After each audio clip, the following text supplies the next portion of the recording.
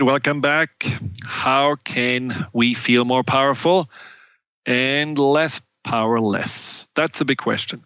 We just talked about the being truthful and honest to yourself, and it reminded me of a client of mine who is teaching workshops on writing your story. And it's really a wonderful gift that she has to help people to simply write whatever they have been not honest about out as almost like a fictional novel. But by writing about their story without any judgment in a safe space, there is a lot of healing happening. And she told me about someone who basically has been living in a lie in her marriage for 5 years. And it really ate her up. And it made her completely trapped, made her feel powerless. And just by writing the truth and writing what was really going on in her life and what was going on in her heart, she said that she could see that woman change in front of her eyes. She could see how there was a relief, a sense of peace, a sense of wholeness happening because she was claiming her truth. Even though it wasn't the prettiest one, even though, sure, people would judge her for it if they would know. But because she spoke it, she wrote it, she accepted it, she was at peace with it. And that was incredibly empowering for her. Now, another very empowering step is to let go, learning to let go. We are so trained and programmed to hold on and ideally to get more. But letting go, that's not necessarily a skill that we are taught, not by our parents, not in school. And so it's something we really need to somehow remember how to do. Let's say you didn't get that promotion at work that you hoped for, or your date didn't call you to meet up again. So, of course, you could say, well, once again, I'm the victim of my circumstances, powerless here, nothing goes my way. And afterwards, you're just going into that thinking, that latching on to those people and situations and ask yourself why and what did I do wrong and what if this never will go well, and what if I never get a chance? And so basically your whole life is spinning, internally at least, around those things that didn't go well, that didn't go the way you want them to go. And you're not letting go because you feel like letting go could mean, well, I'm rolling over and giving up. As long as I think about it, maybe it's going to change. Maybe there's something that I can come up with that makes that situation better, but it consumes you. It really drains your energy and your power. So letting go, especially when you really realize that this is not going to happen. This is not my fault. This is not my choice, but it's not going to happen. So I need to let go because I start to identify myself too much with the injustice or with the unfortunate events that I just have lived through. Same thing with letting go of expectations. Letting go of expectations on yourself, where you think you have to be a goal-getter, or you think you should get married by 35 and have 2 kids by 39, and all of those things don't seem to happen, and it makes you completely miserable. It makes you feel your life is just wasting away. It makes you feel worthless because you, again, identify yourself with those things that you have expected on yourself, that maybe society has put into your mind. Letting go of assumptions about what will happen in the future, or assumptions about what other people may be thinking about you. There is a lot we can let go of. And if you notice there is something, especially right now, pulling you literally out of your center, pulling your mind literally out of the present moment, it's time to let go. And one really effective way of letting go is simply to turn your focus inwards, to close your eyes and simply start a few minutes of breathing, imagining that when you exhale, you already let go of thoughts, emotions, energies that were clinging on to that what made you feel powerless. And when you inhale, you are rejuvenating yourself. You're filling yourself with fresh energy. You're filling yourself with whatever you want right now, which may be a peace of mind, which may be clarity, which may be just a sense of being okay, no matter what those circumstances are. Do this for a few minutes, just to really use the breath to remind you, just like the ocean, it's a constant coming in and rolling back out, receiving and letting go. That's what life is about. That's why we are born and that's why we die. It's just that waveform. And if we're letting go of holding on to whatever we think we should have, then we are actually opening up to something different and most likely better to come our way.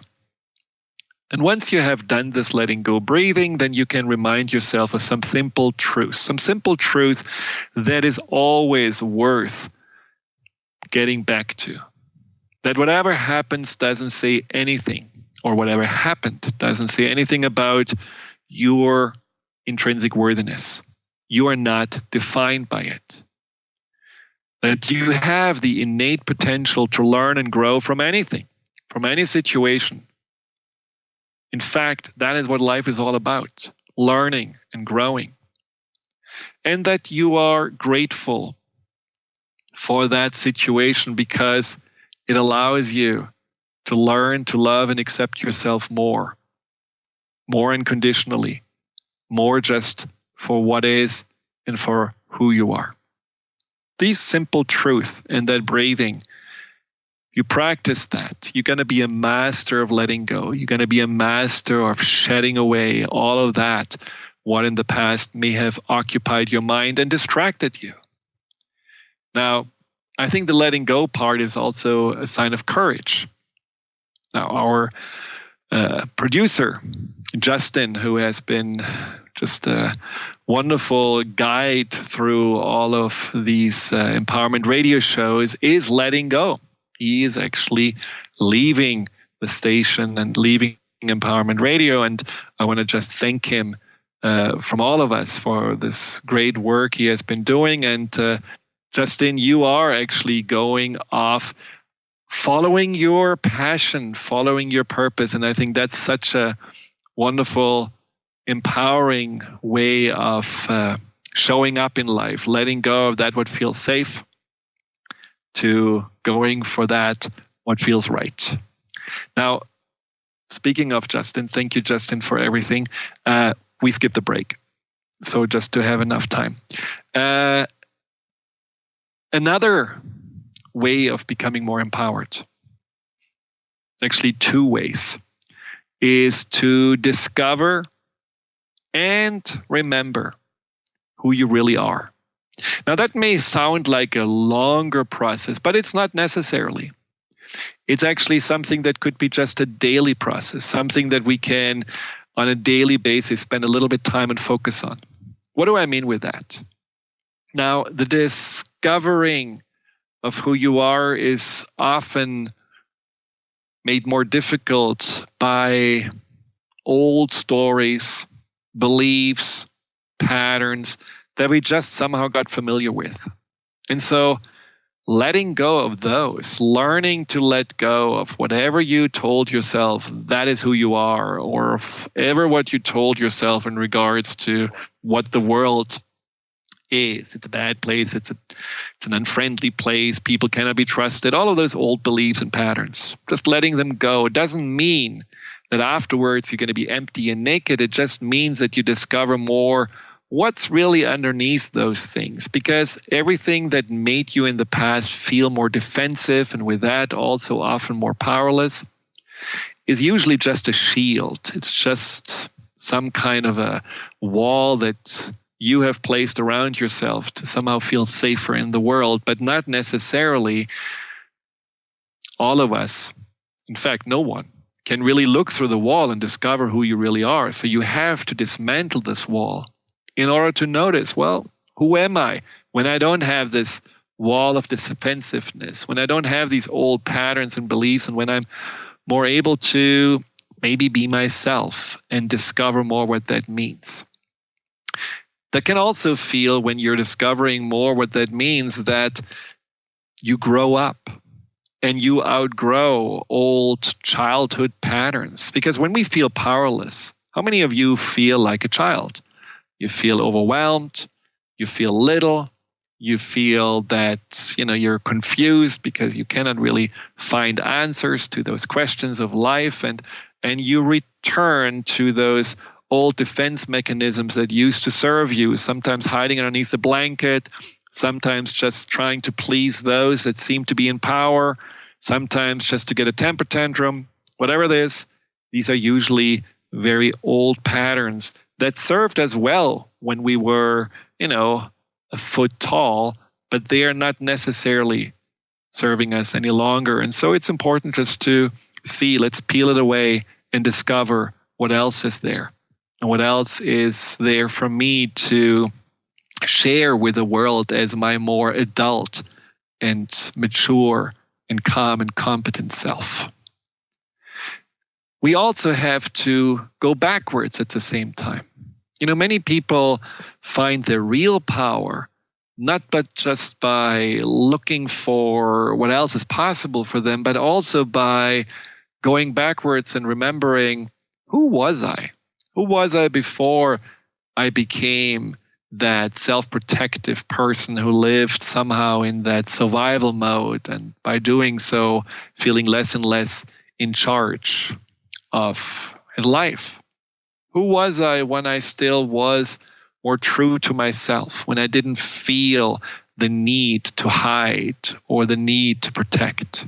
And so going back can really be an interesting journey, because it makes you feel that you discover more about, let's say, who you were meant to be in this world. What do I mean with that? I talked to a client that shared with me that she grew up with her grandmother, and that those first 5 years of her life were the happiest years she ever had. She is in her 40s. And what happened after those 5 years is that her parents took her, because the parents had now money to take care of her. But the life with her parents was completely different than life with her grandmother. The parents were rather strict, demanding, and not very warm.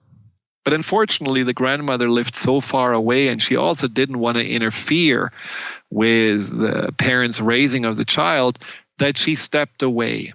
And for this client, it felt like an abandonment.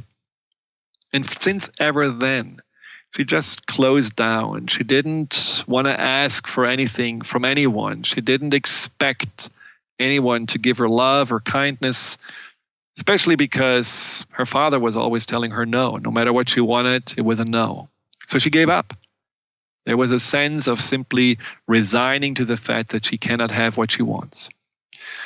But she lives with a wonderful husband, has a wonderful daughter, a beautiful community, but still has been hiding herself in that more self-defense mode. So when we went back and remembered who she was with her grandmother, where life seemed safe and giving and she could just be herself, she realized that she really is a very, person who loves connection, a person who loves to be held, a person who loves to be taken care of, a person who loves to play and have fun. Everything that she somehow had forgotten, she remembered, well, this is who I really am. And from that point on, she really was able to see that, well, I need to be more open to have this in my life because it's available to me. I don't have to anymore disconnect and hide out or pretend that I don't care. I can actually be more myself. And then you can imagine how these relationships will also change as she shows up as her more real self. For me personally, I was, and I said this before, a child that really was in a world of wonderment and awe, and I loved just to wake up every morning with a smile on my face, happy-go-lucky, just chasing the sunshines. And then I got scared. Literally, I got made scared of the world. And I felt there was a more conditional way of being accepted and loved. And that condition was to be perfect and to be an achiever and to have good grades. And there was a dark cloud since ever then that was simply hanging over me, that didn't allow me to see the light, that didn't allow me to have fun, that didn't allow me to trust. It was more a drive inside of me to keep on going. So that wasn't really who I am, that person who was a goal-getter and overachiever. That was something I somehow decided I had to be. So when I went back and remembered that little peanut pan, that's how I called myself, because I couldn't say Friedemann myself. So it was hard to say that name, maybe because I had a little lisp and a little speech impediment. But so peanut pan, when I remembered who he was, when I remembered how he felt, how he was joyful and how he just loved to watch animals and how he loved just laying in the sun and breathing in the light, something shifted. Something reminded me that I don't have to be so serious. I don't have to be such a perfectionist. I don't have to always go for that next goal. I can actually really smell the roses and embrace and inhale the joys in life. And it made a big difference. I found a lot about myself by going back and remembering what I had forgotten. That true power may have been available to you when you were just 5 years old. Just like the person that has been really driven by maybe academics or business, and then finding out that what she really wanted was to do art, drawing, because that's how she always felt the most happy and connected when she was a child. And just allowing herself to do this more gave her also then a wonderful relief from stress, but also a greater sense of wholeness and empowerment, because she remembered, this is really what makes me happy and this is what I'm good at, and that is my talent and my gift that I want to experience and also share with the world. So what is there inside of you that you may feel has been hidden? What is it inside of you? What power do you have that somehow you have not tapped into because maybe it wasn't accepted? Maybe you felt it's so precious and want to hide it from any criticism, and now you have to dig in to find it. Try to every day spend a little time to notice those things that feel easy and natural to you. Try every day to go for at least one thing that you feel like that makes me happy. Not happy in regards to, oh, I can veg out and forget about the world because it's so stressful, but happy more from a place of your core, happy from a place where you feel like, yeah, that resonates deep inside. It may be something maybe like cooking. It may be just like being open and chatting with a friend. It may actually also be being of service. Being of service as simple as helping someone across the street or letting someone in the checkout line go first. If that really resonates with you, maybe this is a power that you have forgotten is yours and that you want to foster more. So in order to be more powerful and less powerless, we also have to be curious about who we really are. And that is ultimately the gift of this journey. And there are many ways that are leading to Rome. But I can tell you one of the fastest one is through the subconscious mind. And that's exactly what I'm working with, helping people to find their power, the potential inside, who they really are through the subconscious mind. Because the subconscious mind has that knowledge. And the subconscious mind is also that part of our mind that created all those patterns and held on to all those beliefs for the sake of keeping us safe. So if we want to find out who we really are, we need to work with the subconscious mind to dismantle those patterns and beliefs and anything that in the past was just making us feel more safe and protected, getting out of the survival mode, and then being able to discover more what else is there about ourselves that either needs to be just honed and expressed or needs to be remembered and cherished. If you want to find out more about this work, you can just go to thefearandanxietysolution.com. And if you want to talk with me about this work, you can set up a free Skype or phone consultation and we can chat on what is possible for you. Overall, I don't believe that this is a time for any of us to hide behind powerlessness. I know there are forces in our world that are trying hard to make us believe that we have no power, that make us believe that we have no choice, that we are trapped. And ultimately, that's a form of control that's as old probably as human mankind. But right now, at this time in our world, we do have all a real responsibility and obligation to be empowered and help each other to make this planet a sustainable and livable place to exist. And I think more than ever, we can no longer pretend that we have no power, that we have no voice, that we cannot make a difference. More than ever, now it's time to find your power and make your contribution and think about not only yourself, but all the generations after ourselves. So with that, search for your power, embrace it, and share it, and really notice that this is the most fulfilling way to be alive.